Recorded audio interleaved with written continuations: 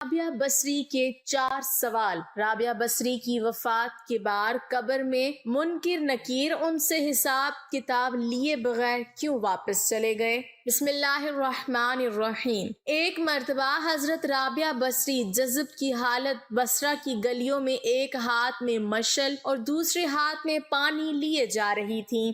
لوگوں نے ان سے پوچھا کہ یہ آپ کیا کرنے جا رہی ہیں؟ تو رابعہ بصری نے جواب دیا کہ میں اس آگ سے جنت کو جلانے اور اس پانی سے دوزخ کی آگ بجھانے جا رہی ہوں، تاکہ لوگ اپنے اللہ کی عبادت جنت کی لالچ یا دوزخ کے خوف سے نہ کریں، بلکہ لوگوں کی عبادت کا مقصد محض اللہ کی محبت بن جائے۔ ایک مرتبہ رابعہ بصری سے پوچھا گیا کہ کیا آپ شیطان سے نفرت کرتی ہیں؟ رابعہ بصری نے جواب دیا کہ خدا کی محبت نے میرے دل میں اتنی جگہ ہی نہیں چھوڑی کہ اس میں کسی اور کی نفرت یا محبت آ سکے۔ رابعہ بصری نے تنہائی میں رہنے اور ترک دنیا کے شوق کے پیش نظر آزادی ملنے کے بعد صحراؤں کا رخ کیا۔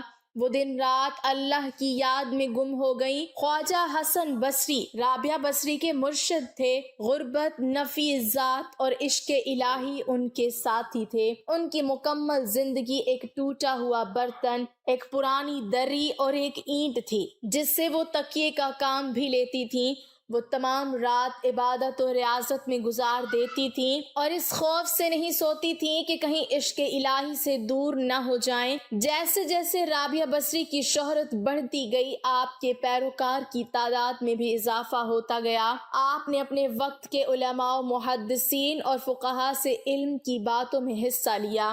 رابعہ بصری کی بارگاہ میں بڑے بڑے علماء نیاز مندی کے ساتھ حاضر ہوا کرتے تھے۔ ان بزرگوں اور علماء میں سر فہرست حضرت امام سفیان ثوری ہیں، جو امام اعظم ابو حنیفہ رضی اللہ تعالی عنہ کے ہم عصر تھے اور جنہیں امیر المومنین فی الحدیث کے لقب سے بھی یاد کیا جاتا ہے۔ گو رابعہ بصری کو شادی کے لیے کئی پیغامات آئے، جن میں سے ایک پیغام امیر بصرہ کا بھی تھا، لیکن آپ نے تمام پیغامات کو رد کر دیا، کیونکہ آپ کے پاس سوائے اپنے پروردگار کے اور کسی چیز کے لیے نہ وقت تھا اور نہ طلب۔ رابعہ بصری کو کثرت رنج و الم اور حزن و ملال نے دنیا اور اس کی دل فریبیوں سے بیگانہ کر دیا تھا۔ رابعہ بصری کے راستے کی بنیاد عشق الہی پر ہے۔ امام غزالی نے حضرت رابعہ کے ایک اور فقرے کی عمدہ تشریح کرتے ہوئے فرمایا کہ حضرت رابعہ سے سوال کیا گیا کہ جنت کے بارے میں آپ کا کیا خیال ہے، تو انہوں نے جواب دیا، پہلے ہمسایہ اور پھر مکان۔ امام غزالی فرماتے ہیں کہ رابعہ بصری کے اس قول کا مطلب یہ ہے کہ جس شخص نے دنیا میں خدا کو نہیں پہچانا، وہ اگلے جہاں میں بھی اس کے دیدار سے محروم رہے گا۔ حضرت رابعہ بصری نے اپنے علم، ریاضت اور زہد و عبادت سے ایسا مقام حاصل کیا کہ ان کے عہد کے بڑے بڑے عالم و صوفیاء ان کے پاس بیٹھنا اور ان کی گفتگو سننا اپنے لیے ایک شرف سمجھتے تھے۔ ان کی مجلس میں مؤدب رہتے اور اپنے مسائل کا حل ان سے کرواتے۔ حضرت رابعہ کا مقام و مرتبہ بہت بلند تھا۔ مردوں کے معاشرے میں جہاں ممبر و محراب تک مرد ہی فائق ہوتے، وہاں ایک زاہدہ صالحہ عورت کے اقوال و افکار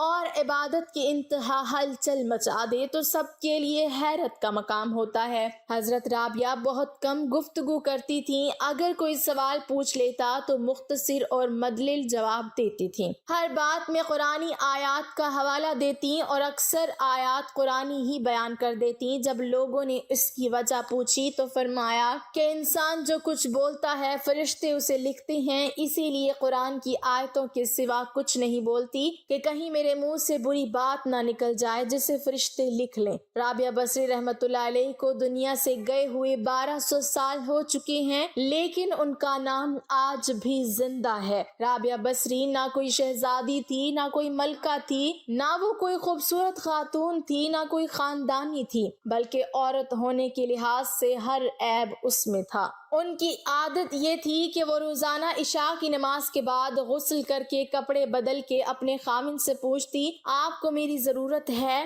اگر وہ کہتے نہیں ہے تو پھر پوچھتی مجھے اجازت ہے، وہ کہتا ہے اجازت ہے تو پھر مصلے پر کھڑی ہو جاتی اور فجر کی نماز تک مصلے پر کھڑی رہتی تھی۔ ان کا خاوند جلدی فوت ہو گیا، جوانی میں ہی بیوہ ہو گئیں۔ حسن بصری بصرہ کے امام تو کیا سارے مسلمانوں کے امام تھے، وہ خود چل کے آئے کہ میں آپ سے شادی کرنا چاہتا ہوں۔ رابعہ بصری کو کوئی شادی کا شوق نہیں تھا ان کو، اور نہ ہی وہ اولاد کے قابل تھیں، صرف ان کی نیکی اور ان کا جو اللہ سے تعلق تھا۔ حسن بصری کو یہ لالچ ہوا کہ یہ اگر میری بیوی ہو گئی تو اس کے طفیل شاید میری بخشش ہو جائے، تو ان کے پاس آئے، کہنے لگے رابعہ میں آپ سے شادی کرنا چاہتا ہوں۔ خود پیغام لے کر آئے تو انہوں نے فرمایا میری 4 باتوں کا جواب دے دو تو میں تم سے شادی کر لیتی ہوں۔ حسن بصری کہنے لگی کیا؟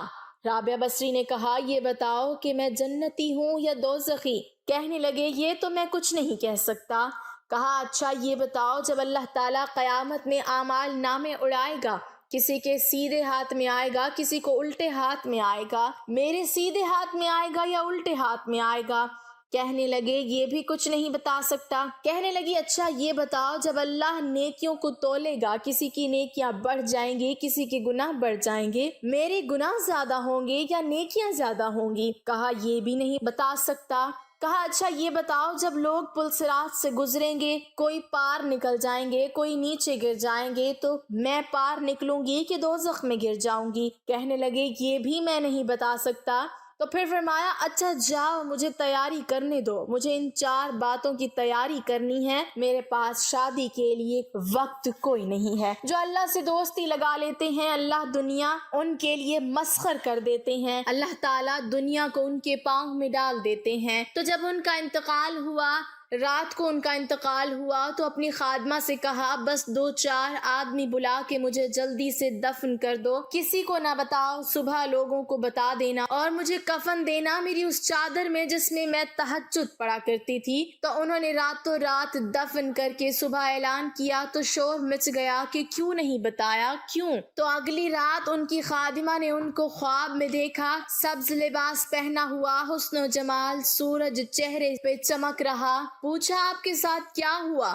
کہا میرے اللہ نے میرے ساتھ بہت عمدہ معاملہ کیا۔ کہا آپ کی وہ چادر کہاں گئی جس میں آپ کو کفنایا تھا؟ کہا وہ اللہ تعالیٰ نے اتار لی ہے اور مجھے جنت کا جوڑا پہنایا ہے، اور اس چادر کو اللہ نے سنبھال کے رکھا ہے، جب قیامت کے دن میری نیکیوں کو اللہ تولے گا تو اس چادر کو بھی اس میں تولے گا۔ انہوں نے پوچھا منکر نکیر کا کیا ہوا؟ کہا وہ آئے تھے، فرشتوں نے سوال کیا کہ من ربو کا وما دینو کا، تمہارا رب کون ہے، تمہارا دین کیا ہے؟ تو انہوں نے فرمایا کہ تمہارے سوال کا جواب تو میں بعد میں دوں گی، پہلے تم میرے سوال کا جواب دو کہ تم کہاں سے آ رہے ہو؟ فرشتوں نے کہا آسمان سے۔